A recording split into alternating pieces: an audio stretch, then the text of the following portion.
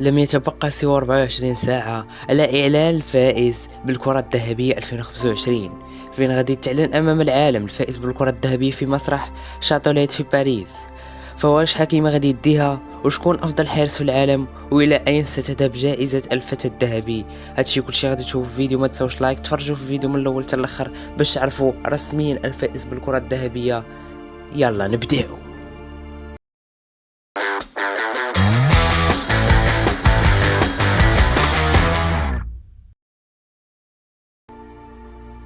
اولا غادي نبداو بجائزة حارس المرمى، وباش نكونوا حياديين الجائزة غادي تكون ما بين ياسين بونو عطفا على ما فعله في المونديال للأندية مع الهلال. ثانيا كورتوا، اخطبوط عالمي في نادي ريال مدريد. والمرشح الأول دوناروما، فأنا أقول دوناروما هو الأقرب لما قدمه وتأثيره مع فريق بي اس جي وما فاز به من ألقاب. خليونا نمشيو الى جائزة الجولدن بوي، فجائزة منحصرة بين ثلاثة اللي هما كوبارسي، لامين يامال، ديزيري دوي.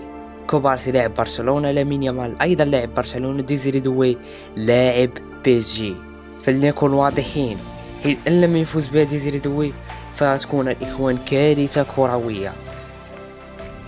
ما نطولوش عليكم، نمشيو لأهم جائزة. نذهب الى اهم جائزة اللي هي البالون دور. في المركز العاشر نونو مينديش، 63 ماتش، 6 أهداف، 13 تمريرة حاسمة. المركز التاسع مشى لكفاراتسخيليا اللاعب الجورجي، 58 ماتش، 15 بيوت، 12 باس ديسيسيف.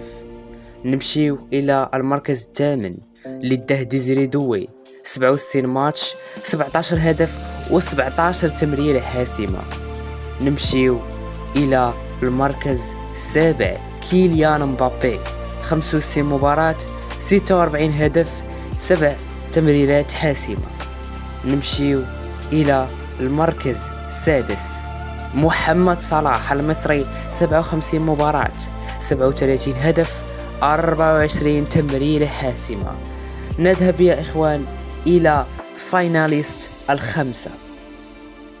فيتينيا، فيتينيا لاعب بي اس جي، يامال لاعب برشلونة، ديمبلي في المركز الثالث لاعب باريس سان جيرمان، رافينيا في المركز الثاني لاعب برشلونة، والأول طبعا أشرف حكيمي.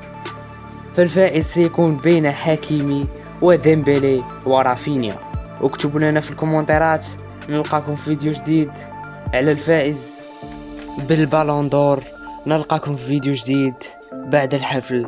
إلى اللقاء. تهلاو تهلاو تهلاو. Watch out for the people that ain't close to. Speak a little something you could toast